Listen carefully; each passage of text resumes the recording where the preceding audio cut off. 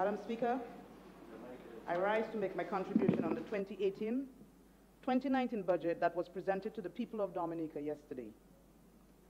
A lot was said about survival and surviving.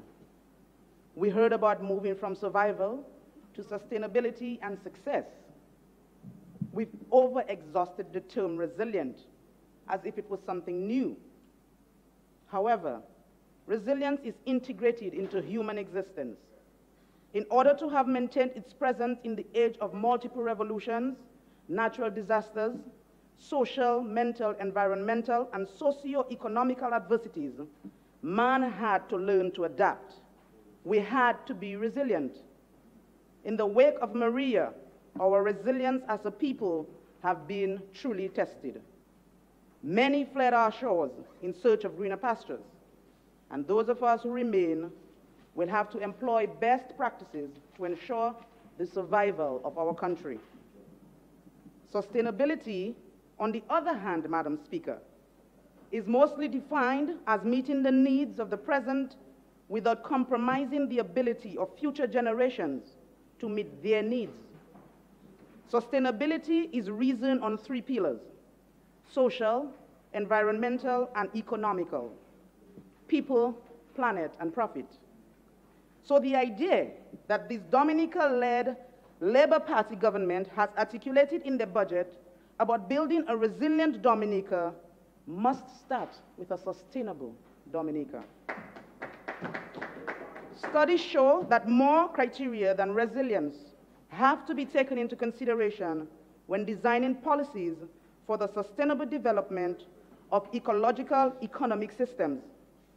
I heard many plans along the line of environmental policies and resilient rebuilding, and I failed to hear what I most wanted to: an economic plan that would enable and empower the vision of resilience. And I will build on that point later on in my presentation, Mr. Speaker. Before I go further, let me acknowledge that I am happy to see the section in the budget that deals with the integration of persons with disabilities into mainstream activities. It pleases me to know that we can, as a people, harness the capabilities of all our people for the greater good of our nation.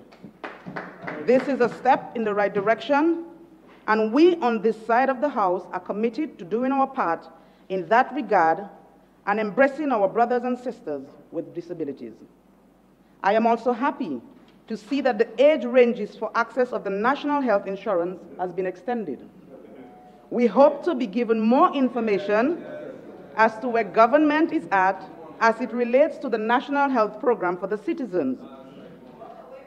Saying that this is the second step is not acceptable. It is not sufficient by way of information. We are looking forward to a more in-depth description when the Minister of Health makes his presentation. Resilience and sustainability are independent concepts, so this 2018-2019 budget is at best disjointed and at worst almost unrealistic, because in order to realize true results, either in resilience, climate, and otherwise, the populace has to become sustainable and independent, because it is the citizenry that will allow for this vision of a truly climate-resilient nation to be fulfilled. This budget has failed to address the fundamental issues that plague this nation, which is unemployment, underemployment, and increased dependency. The very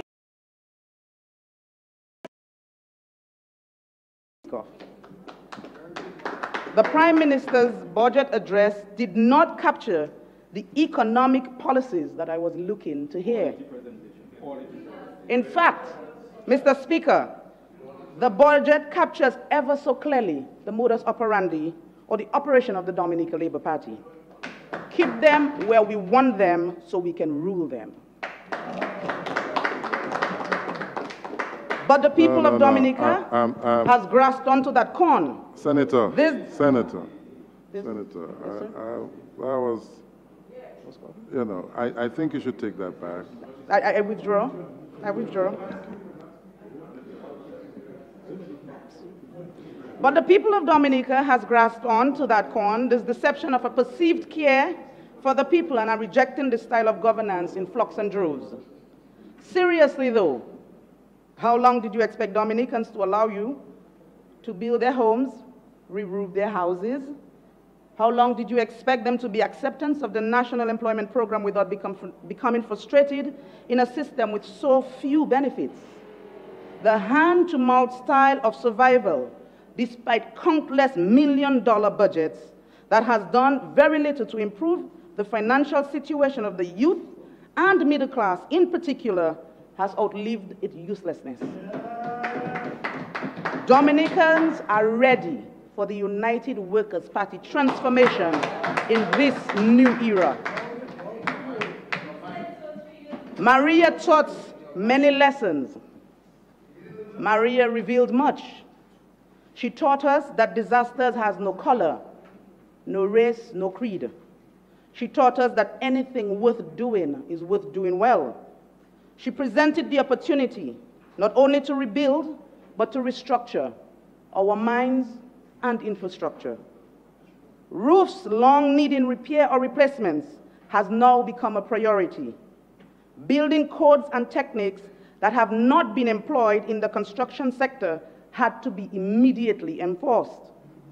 Shameful, but not surprising, that a lot of houses constructed under this Dominica Labour Party government were damaged and or destroyed by Maria.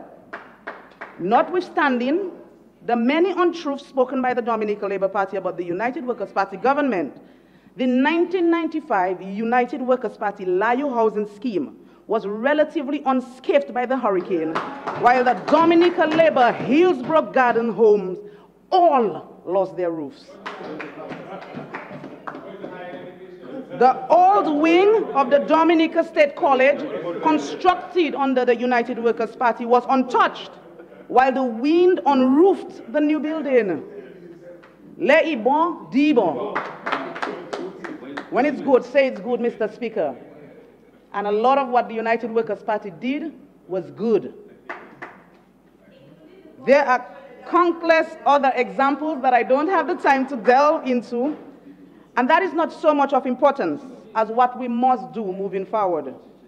In the wake of Maria's lessons, we saw the politicizing of relief items and rebuilding materials. I have testimonials of persons sidelined because they are not supporters of the incumbent. The assistance we received was not subjective. The world kept us when we were helpless. When we were at our lowest, people who barely knew us or never even knew us looked out for us.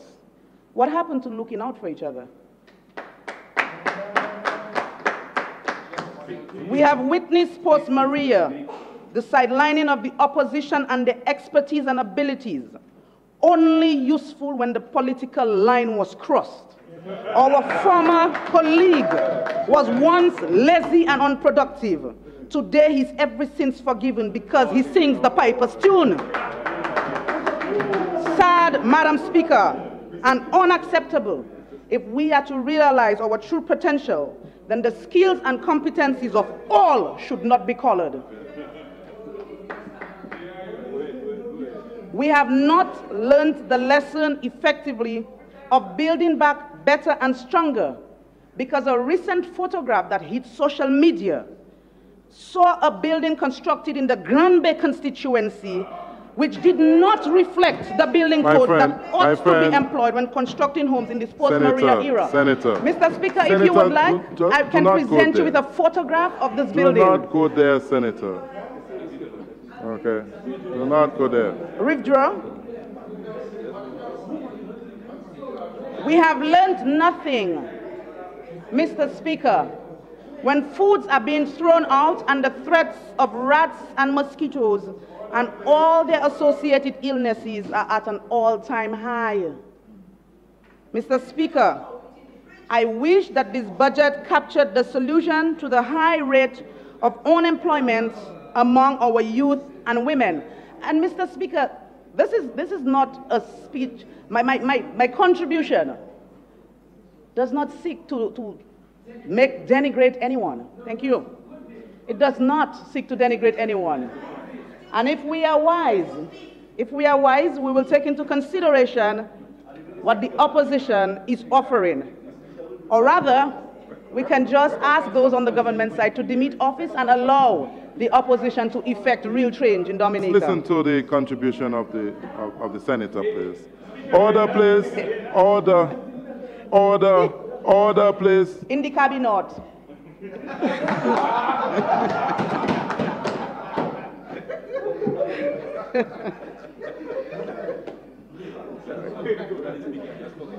Mr. The Labour Party government speaks of having made it. Mr. Speaker, I wish that this budget captured the solution to the high rate of unemployment among our youth and women. The public support program has continued to grow in allocation because it reflects the needs of a population that has been crippled and backed into a corner of dependency where they cannot on their own get out. This Labour Party government speaks of having made it. Your allocation for the increased need of our people in a population that has decreased post-Maria speaks volume. Make no mistake that we understand the need to provide for our vulnerable and less fortunate. However, the increased number of vulnerable and less fortunate among us will not only affect the middle class who pay the taxes to provide the safety net, it will in time further cripple a floundering and regressing economy. Our population is too small to have so many dependents. Instead, an enabling environment for sustainable growth and development has to be implemented. Clear housing policies in this rebuilding effort. What are the qualifying criteria for housing assistance? Who are the beneficiaries? Are deeds and titles handed to the owners, or are they merely occupants housed to be repossessed after the occupants passes on? Can loans be taken against government-constructed houses? Will their children and children's children be able to live in the houses built by this Labour Party government? The Dominican people deserve clear answers to these pressing questions. The National Employment Program has continued to be this Dominican Labour Party government's answer to rising youth unemployment, a program that needs immediate transformation. The senator for Roseau South, a youth in his own right, able to face any bank to secure finances to advance himself, has made no recommendations to his government as it relates to the NEP. The work that is being done by the interns of the NEP existed prior. The private sector,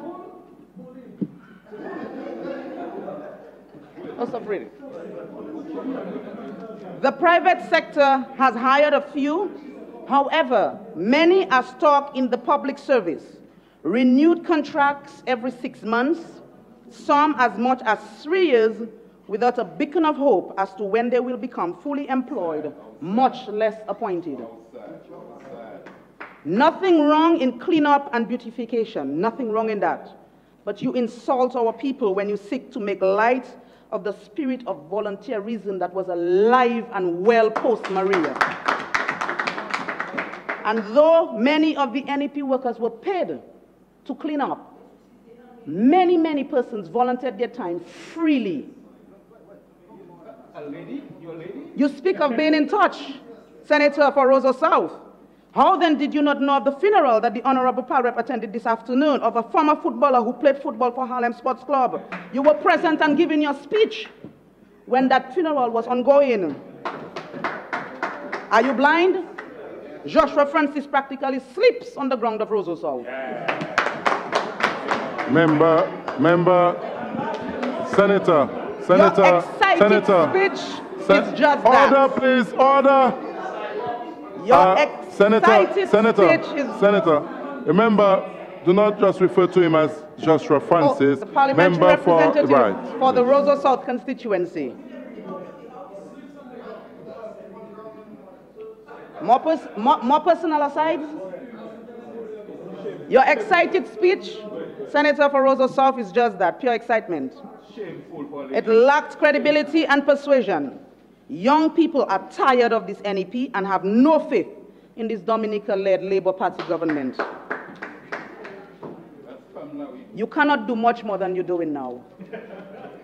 Skills and competencies thrown by the wayside, literally. Unproductive in a stage in their lives where they ought to be most productive. The United Nations released a 2016 article about youth unemployment and underemployment and unsustainable economies and increased poverty. It stated, and I quote, "At present, there is a critical job shortage in most small island developing states. This is affected in high levels of unemployment and underemployment. These problems are particularly severe among young people, with youth unemployment rates exceeding 50% in many small island developing states. This is compounded by the poor quality of jobs that are available to young people. These high rates of unemployment and underemployment, particularly among the youth male population, are often associated with antisocial behaviors, including crime and drug use. This constitutes a threat to political stability and sustainable development. As such, and I am in agreement that urgent action is needed to improve employment prospects for young people. In this age of rebuilding, where skills are needed, it is beyond me how the NEP interns aren't given this opportunity to learn, hone, and be certified in the skill sets most needed. Carpentry, masonry, roofing, tiling. Then make use of these young people. The leader of the opposition clearly captured in his delivery a United Workers' Party winning strategy that will catapult our youth into sustainable and productive sectors where their true value to nation building can be and will be realized.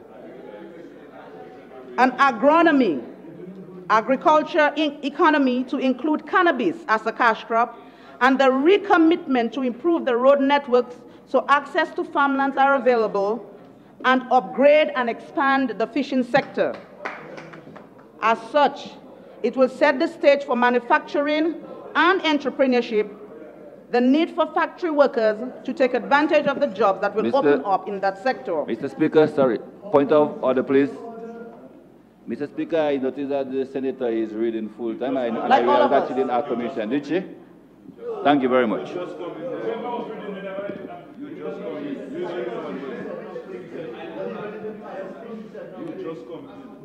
okay. Go ahead. Continue. Well, a number of people have read. The leader of the opposition clearly captured in his budget response the rebranding of the nature island as the island that you visit and leave. This vision will allow us to see unprecedented movement in the tourism sector. Tourism empowers women, and Minister Tong attested to that in his address. Women make up 60 to 70% of the labor force in the hotel and hospitality sector. Tourism is linked to the small island development goals because it is recognized as a great economic driver for any country.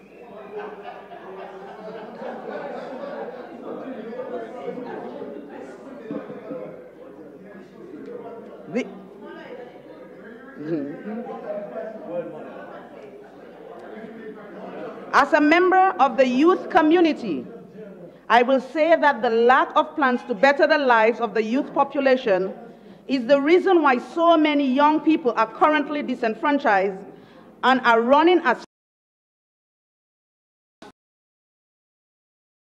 claimed NEP that the young senator boasted of. The young people deserve better, and I will ensure that my advocacy on their behalf continue. My pal rep, the honorable member for the St. Joseph constituency, you have been conspicuously absent. However, the constituency continues to be plagued with pre- and post-Maria woes. I am happy to see that 68 units are allowed for in the St. Joseph catchment. However, I am equally concerned about the Bells community. I recommended a housing scheme in that area, and not only am I advocating for the adoption of this idea, but this will be my flagship project in that community to address the dire housing needs of the area.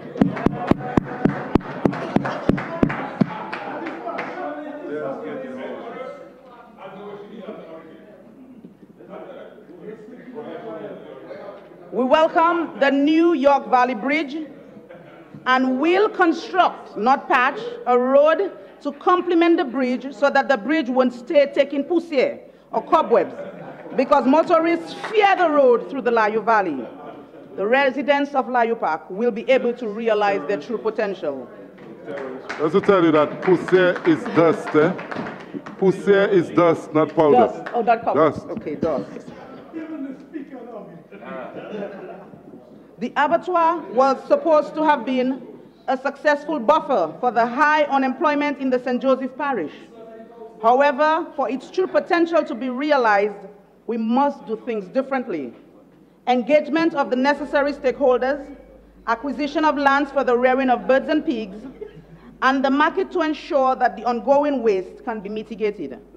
Too many projects are languishing that could have been the answer to unemployment and underemployment. I commend the pal rep, my pal rep, the Honorable Kelvadaru, on his just concluded basketball tournament. I trust that, like me, he has seen the need for further enhancement of the basketball court to include completed washrooms and an overhead covering so that rainfall will not affect planned games.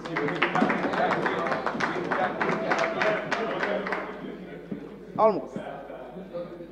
Mero is a tourism destination, both from local and off-island visitors. Therefore, I am pleased to have heard Minister Tong, the Minister responsible for tourism, include Mero in the development of the tourism product. I trust that this is not mere lip service, but we can see the realization of the tourism product improved in Mero. In closing, Mr. Speaker, let me remind this government that the assistance and government-mandated duties should be carried out without fear, favor, or ill will. If we are to enjoy a truly sustainable and successful nation, we must continue to build Dominica, not on the back of political prejudice, but with clear plans and policies that will survive past the tenure of any government, because governments today are oppositions tomorrow.